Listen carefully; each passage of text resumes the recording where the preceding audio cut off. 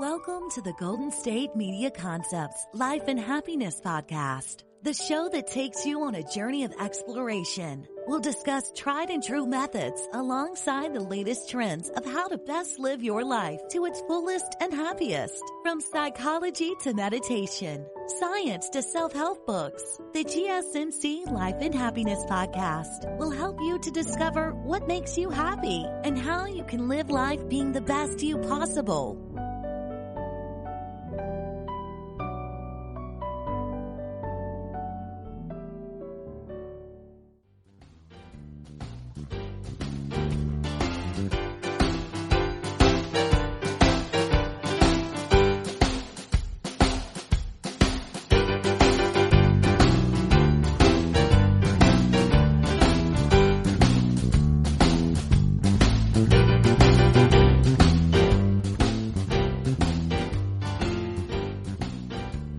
Welcome to GSMC Life and Happiness Podcast, brought to you by the GSMC Podcast Network. I am your host, Alyssa Jo. Hello, everybody. How's it going today? I hope you're having a wonderful day so far. My day has been so good. The sun is shining. I am so busy right now. I am just finalizing all my school things and finishing up all my final projects and figuring out what's next in life. And I'm sorry if I sound a little croaky today. I have been talking so much and I think I'm just slowly losing my voice a little bit. So let's hope it stays intact for this entire episode. I'm sure it will. I'll be good. But if you hear a little bit of a croak or a voice crack, it's just because I'm talking too much lately. I'm also just too excited lately. I think I've been talking louder than I usually do. But anyways, welcome back to another episode. I'm super excited to be here to help share some information with you to live your life to the happiest and the fullest, because that is so important and crucial. I love doing this podcast because I love being able to help and give tips and hopefully be the voice for people that just need to hear it, to make the most out of their life and to take no days for granted or nothing at all for granted, and just to make the most out of your life and living it to the fullest and making sure that you are doing whatever you can to ensure that you are living a happy and healthy life. Well, today I want to talk about anxiety again, but today we're going to be talking more about OCD and OCPD. So a few episodes ago, I talked about generalized anxiety disorder, and I just did a very, very kind of general episode about anxiety in general, I guess.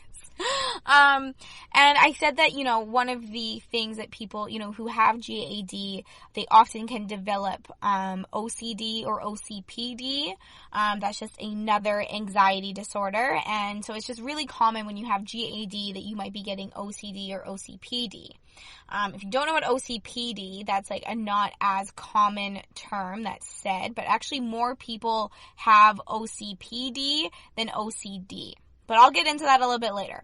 But today I thought I would jump into more in depth about OCD and OCPD because it is very, very common. You could have, just kind of, there's different spectrums of OCD and OCPD for sure. Today I will definitely just talk more kind of generalized OCD and OCPD, just so that you are able to, maybe see some of these symptoms in yourself or understand anxiety disorder a little bit more. Or if you have someone in your life that, has OCD or OCPD, I'll help you, learn how to maybe talk to them a little bit better, understand them a little bit more. As I mentioned in that generalized anxiety disorder episode, it is so important to understand anxiety disorders and mental health, just mental health in general, but mental health illnesses and all that kind of stuff, because we all, at some point in our life, we all struggle with our mental health. Whether it is a diagnosed disorder or not, there's always going to be times where you're struggling with your mental health. And I think the more that we understand different disorders, the better it is, the more awareness we can bring, the more conversations we can have. And this is something that we need to be talking about. I am such a strong mental health advocate. I strongly believe it needs to be talked about. It needs to be normalized, and it's not just about the stigma, but it's actually understanding mental illnesses and what they do to somebody. And, I do not think that a mental illness should ever be an excuse for anything, but when you do understand somebody that struggles with their mental health, that has a mental illness like OCD or like generalized anxiety disorder or depression or anything like that, when we have a better understanding for those people, we can take care of them better, we can show more compassion, it just feels better for us, it's just a all over very good thing to know. So I love that I can come on this podcast and talk to you about that, giving you more information, becoming more aware, and talking about it, normalizing those things. So I thought I would talk about OCD and OCPD. So today I'm going to cover just a generalized kind of description on both of them. I'll start with OCD, and then we'll kind of compare the two, OCD to OCPD, and then I'll dive in a little bit deeper into OCPD. I'll go over symptoms, treatments, just understanding the disorder in general, how you can care for somebody with OCD or OCPD, how you can talk to them, how they might talk to you, and just get that better understanding in general. So I'll stop rambling on about how important I think it is to understand all this stuff, and I'll just start teaching you and telling you and hopefully, getting my point across of how we can understand these disorders and help one another and support one another and support ourselves as well. If you find that you have symptoms that I'm talking about, or that, you do have OCD or OCPD yourself, know that you are not alone. Know that there are people like me who wants to talk to you and wants to hang out and get to know your thoughts and your feelings and understand you and all of those good things, because it is so important. It is normal. It is a part of life. We all struggle with mental health at one point, and some of us are just, we just have these disorders, and it's just a part of our life, and it doesn't make you any less worthy or any less beautiful or smart or incredible or anything like that. Mental health will never, ever define you, and that is just a fact, and I will say that over and over and over again. It will never define you, and it is okay, it is normal, and there are treatments, there are people, and there's, things that you can do to get help and to feel better, and so I just want to normalize it as much as I can. Okay, I said I was going to stop rambling on, and then I did it again. Okay, let's jump into it. So what exactly is OCD? So obsessive compulsive disorder, if you didn't know what it stood for. So an individual with OCD, that means that you usually have frequent, quite upsetting thoughts. So these are obsessions, and that you try to control by repeating particular behaviors. So that's your compulsions. So this can go for a huge realm of different things. Your obsessions could be, so many different things. Your compulsions could be so many different things. It is so kind of dependent on the individual, their life, their mental health, anything else that they're going through. Did they develop OCD from GAD? Did you get OCD, is it hereditary? Where is this coming from? Maybe you only have certain aspects of OCD or OCPD.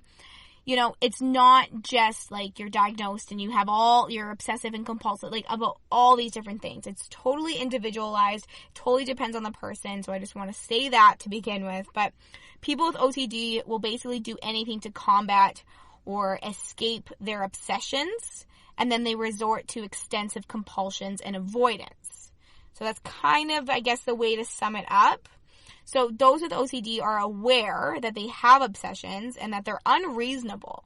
So you are aware of these things, and that means that they can feel quite tortured by both the obsessions and the compulsive behavior, because you are quite aware that you are maybe being unreasonable, irrational, unrealistic, but you just cannot help yourself, and so it's quite draining because you have this compulsive behavior because of that, and your mind is constantly clouded with these obsessions, and then the compulsive behavior follows through, and it is a quite draining disorder because it is constant. It's always, it's always happening.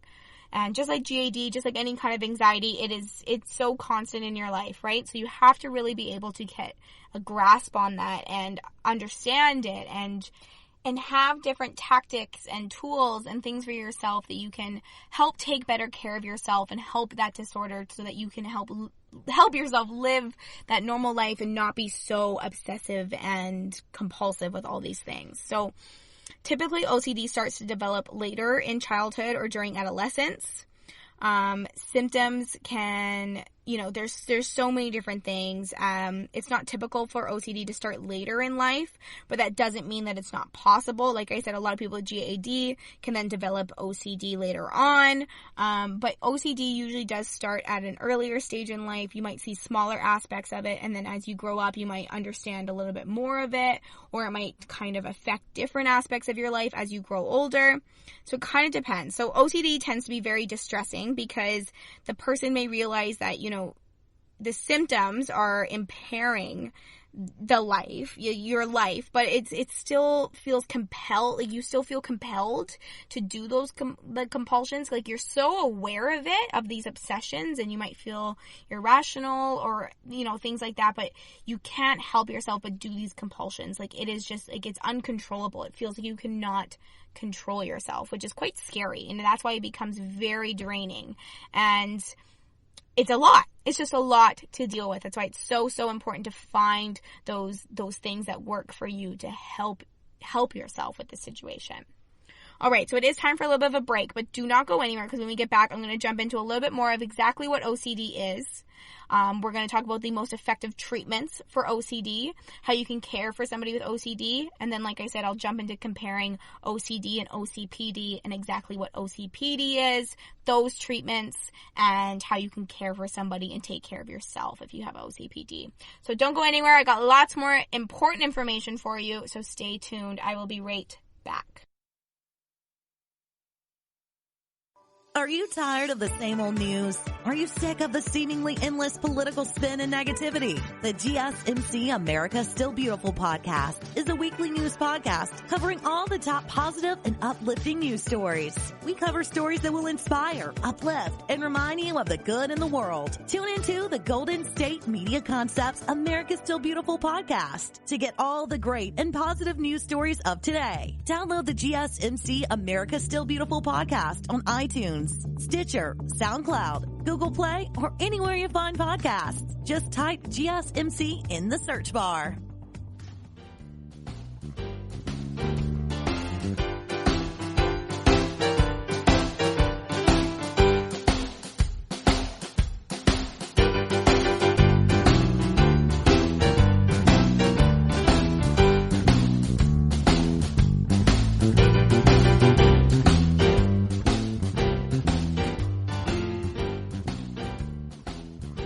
All right, and welcome back to GSMC Life and Happiness Podcast, brought to you by the GSMC Podcast Network. In case you forgot, my name is Alyssa Jo. I am your host, and I am back to help give you more tips on living your life to the fullest and the happiest. Today we are talking about OCD and OCPD and the importance of understanding different anxiety disorders so that you can better take care of yourself and take care of others that might have these disorders in their lives, and they might be, family, friends, and it's so important to talk about, spread awareness, and understand these. So let's jump right back into it. I want to mention that there can be some themes, right? I did mention that there's different aspects of your life that you can kind of develop OCD for. Some people, it's cleaning. It's being really, really clean. Some people, it's, there's different aspects that it could affect your life in, like personal, career, just like different habits that you do. Like it could be like washing or cleaning, and you're very obsessive with those germs. Maybe you're very obsessive with evening things out. Like I know a lot of people with OCD, they have to turn the light switch on, 5 times or off and on 5 times, whatever it is, before they leave a room. So I'm going to go over some themes and then the symptom that would come across with this. Maybe you can recognize some of this in yourself or in some other people around you. So the theme here is excessive doubt or fear of making a mistake. Now, this means that you need constant encouragement or reassurance from others that what you're doing is okay or that it's right. So this could be means that you're obsessing over, that fear of making a mistake or that doubt. And so you're always asking for encouragement or seeking for validation and encouragement from others. You're looking for reassurance from others. You're always, double checking everything you do. This can really affect you being independent and individual because you're always looking to others to make sure that you're doing all right because you're so scared of fear of just making that mistake. Now the next one would be fear of embarrassment. So the symptom would be that you're afraid that you might yell out some curse words in public or behave badly in a social situation, and you become very obsessive with being so cautious and careful with your life and aspects of your life. And that can really cause you to avoid situations, right? A lot of people with OCD and OCPD just avoid things altogether because that's how obsessive they are, that it's like, I can't even get in that situation, right? So that can be another theme. Another theme could be fear of evil or hostile thoughts. So just kind of maybe like warped ideas as well. And so the symptom here is that you might be imagining, very troubling or disrespectful scenarios in your head. And these common compulsions, like obsessions and compulsions, have these common themes and symptoms, right? So there's lots of different things that you could have. Another theme would be like washing or cleaning, like I mentioned. The symptoms that you wash your hands, you shower, you take a bath over and over and over again. Some people, they have to wash their hands 10 times before they can leave their room, something like that. So these are just some common things, some common themes, and some common symptoms that you might recognize. But let's jump into now more of the most effective treatments for OCD. And the most effective treatments for OCD are cognitive behavioral therapy, so CBD, and or medication. So those two can go hand in hand. Those can go one-on-one. Kind of depends on who you are, your scenario. Like I said, this is all individualized. So selective serotonin reuptake inhibitors, so SSRIs. So that is the commonly used treatment of OCD. So that is the most effective form of psychotherapy for OCD. So it's a type of cognitive behavioral therapy, and it's called exposure and response prevention. So in this form of therapy, the patient basically works very closely with a therapist to gradually approach a situation that the patient finds terrifying, and then the patient learns to cope with their anxiety without relying on their compulsions or their avoidance. So touching surfaces in a public restroom and then not washing your hands is kind of an example.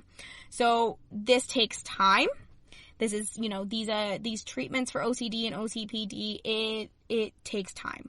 It is one of those things that it's going to take a long time to get a handle on. It can be really, really scary, but working with a therapist can be super helpful with your treatments and gradually, very, very gradually letting yourself kind of face those fears.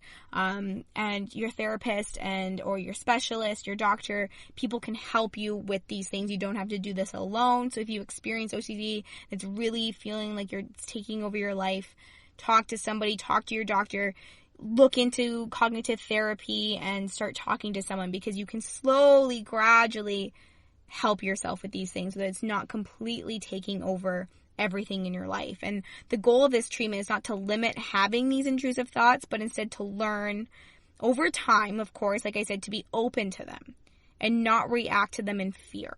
OCD is a lot of fear. It's driven by fear inside of you. So both in session and through homework assignments as well, the patient can really learn to notice and acknowledge the intrusive thoughts without responding with compulsions. And then through this process, the person reclaims the life, your life that you want. And then that routine and functioning is no longer disrupted and you don't have to do those compulsions. But time. Okay? That is just so crucial. But to do cognitive behavioral therapy, there's different kinds as well. This is just one of the most effective treatments of CBD or CBT, sorry. But you have to work with a psychologist, a social worker, a mental health counselor. And it's not just, in their office that you're putting in the work. It is at home. You got homework. It is not something that can just kind of be written off. It is something that you have to be practicing very, very constantly. As well, then medication can also be prescribed by a licensed medical professional, of course.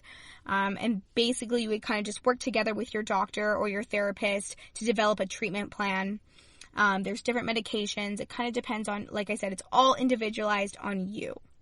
So putting these two together is also kind of considered very beneficial for somebody that is struggling with OCD. So depends. You always got to talk to your physician, your doctor, your therapist, whoever you are seeing, and make sure you find the treatment that's right for you.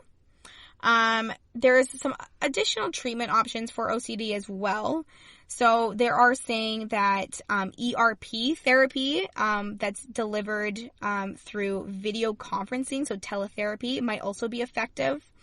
There's also some promising new research showing that acceptance and commitment therapy may be helpful for OCD. So you can search any of these treatment types up just online and see if something might work for you. But like I said, always talk to your doctor or your therapist, whoever that you are seeing. Treatment can be very difficult. It requires a lot of courage, a lot of determination. But having that support network to talk to during this treatment can make a world of the difference. Like I said, you got to talk about it. You got to be open about it. You got to communicate. That support is so, so crucial. So that's also why, if you have somebody in your life that has OCD, it is so, so important to be supportive and to help them with their treatment, because it is a long, long journey. But it is possible to not let this disorder take over your life. You can get in control of something that really does feel uncontrollable a lot of the time. Okay, so that's kind of the gist of OCD. I could probably go into further depth of it, but I just wanted to give you kind of like the guidelines of what OCD is, some of the treatments that you could do, as well as some themes and symptoms, just in case you recognize any of those. Now, let's kind of compare OCD versus OCPD. So OCD, obsessive compulsive disorder, and OCPD, obsessive compulsive personality disorder. They're two very different conditions, each with their own symptoms and different treatment plans, but it's quite good for the individuals who have either one, is that with the appropriate treatment, of course, they can be managed, like I said, to the point that it won't disrupt your life completely. Like, it can be minimized. The disruption can be minimized. Sometimes it can be hard to find the difference between OCD and OCPD for people. It can be hard to understand, but there is a difference. But I am going to take a break again. It is time for another break. But when we get back, I will be telling you exactly what OCPD is, so that you can kind of compare OCD to OCPD. And then, of course, I will go into talking about treating OCPD. And then I'll kind of summarize everything up to make sure that we are helping those in our lives that might have OCPD or OCD, and how we can help them be that support system, talk to them, and understand them. So don't go anywhere. When we get back, I got lots more information to summarize this episode, so stay tuned. I will be right back. Tired of searching the vast jungle of podcasts? Now listen close and hear this out. There's a podcast network that covers just about everything that you've been searching. Hey! The Golden State Media Concepts Podcast Network is here. Nothing less than a podcast bliss with endless hours of podcast coverage. From news, sports, music, fashion, cooking, entertainment, fantasy, football, and so much more. So stop lurking around and go straight out to the Golden State Media Concepts Podcast Network. Guaranteed to fill that podcast itch. Whatever it may be. Visit us at www.gsmcpodcast.com. Follow us on Facebook and Twitter, and download us on iTunes, SoundCloud, and Google Play.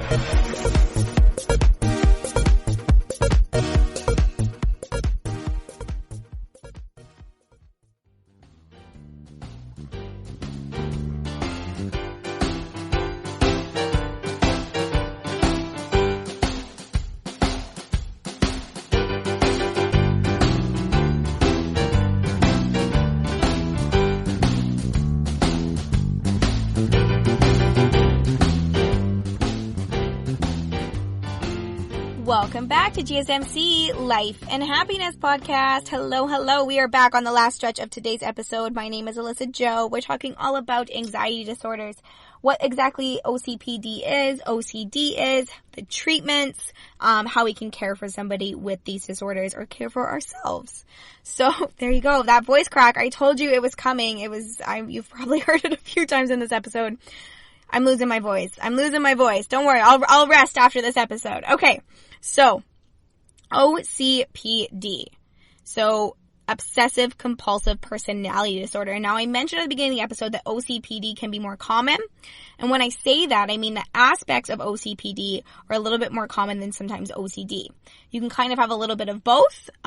It's basically just certain aspects of it because it can only affect certain aspects of your life. But same with OCD. It kind of goes hand in hand. Now, I'm probably confusing you. Okay, so what exactly is obsessive compulsive personality disorder? So individuals with OCPD, this basically means that you tend to live your way of doing, or you tend to think of the way that you live and the way that you do things, your daily habits, your everyday routine. You think of it as the right and the best way to do things.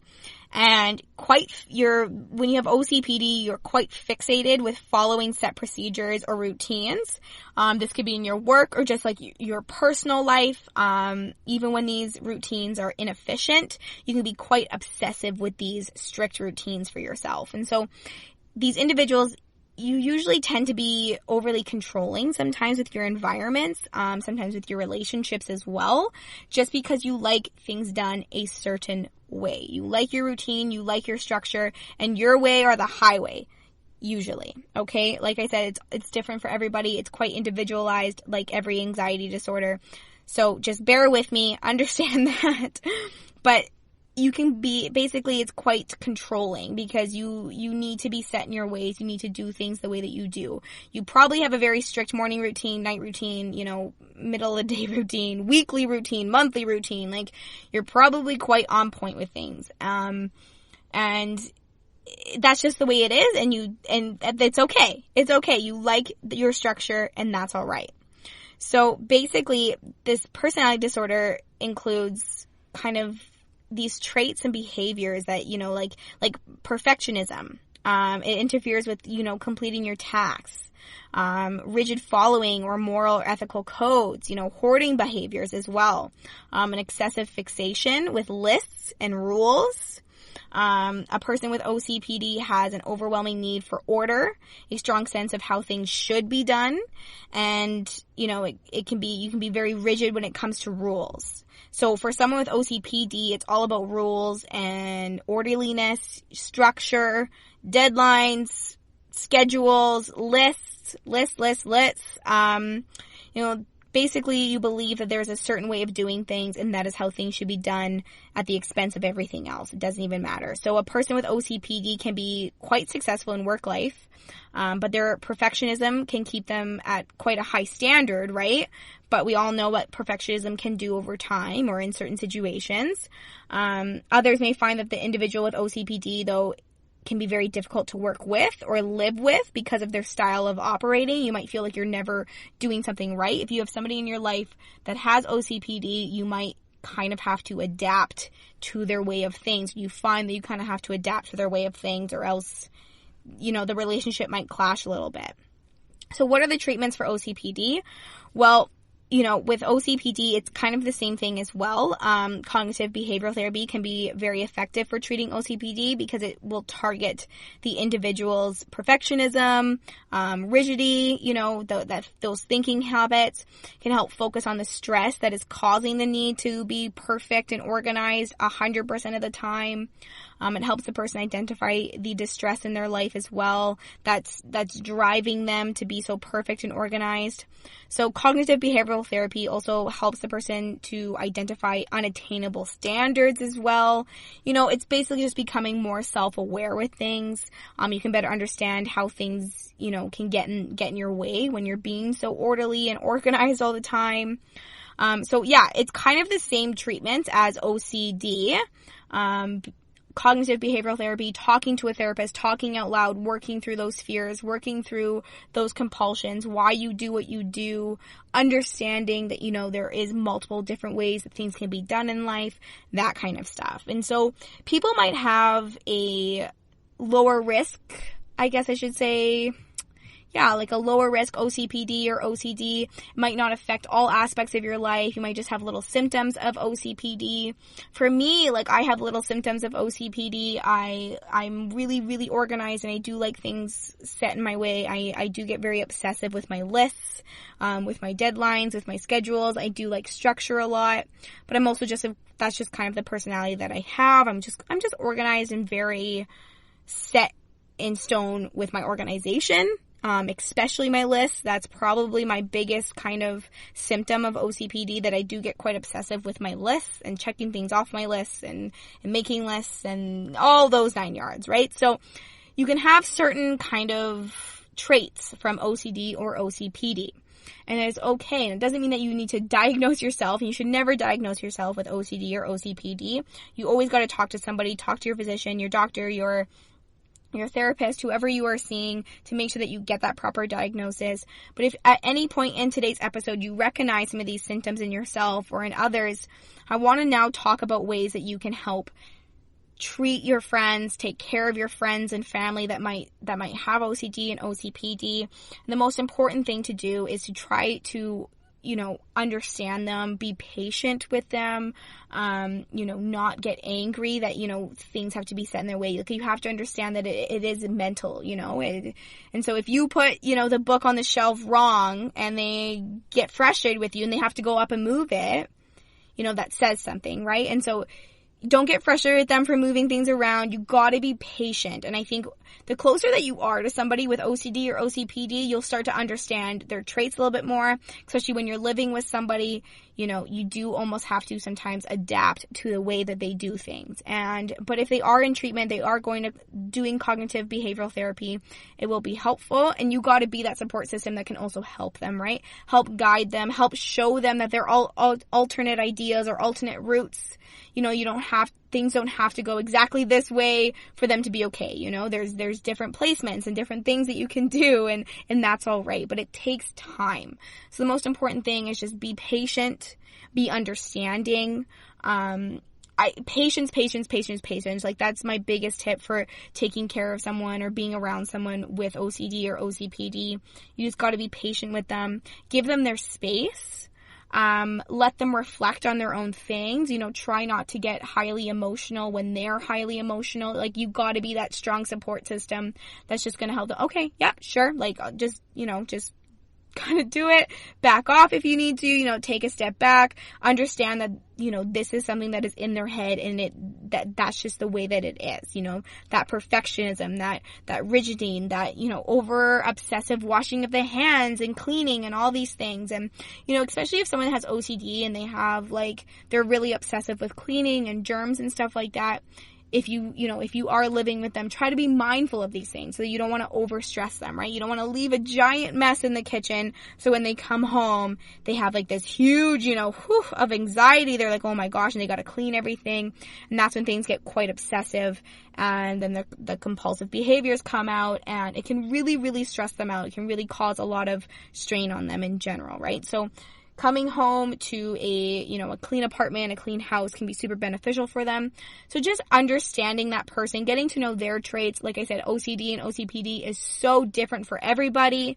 They might do certain things in certain aspects of their life and others not. So you've got to get to know the individual that's in your life that has it. And just kind of learn to adapt or to be patient and to try to understand their points of view.